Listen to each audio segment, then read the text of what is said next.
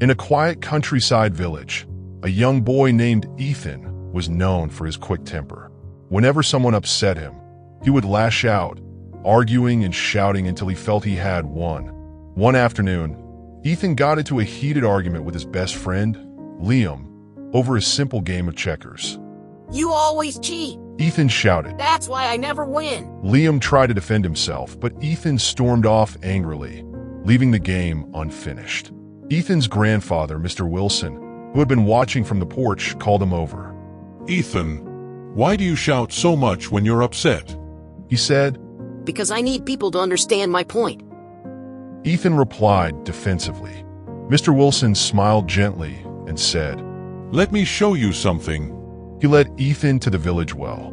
Handing him a bucket, he said, Drop this bucket into the water, but don't let it splash.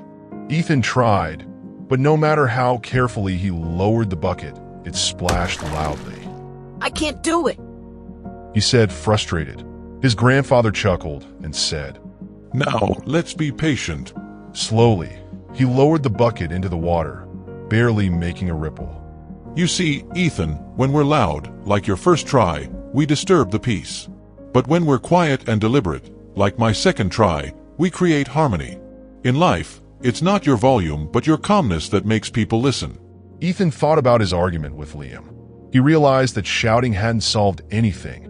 It had only hurt his friend. That evening, he apologized to Liam, and instead of arguing, they talked calmly. For the first time, Ethan felt truly heard. From that day, Ethan learned the power of speaking less and listening more. His friends noticed the change, and soon, even in silence, Ethan's presence carried weight. Words spoken in anger may be loud, but they rarely leave a lasting impact. Silence, patience, and calmness are far stronger. Talk less. Act wisely. Let your actions make the noise.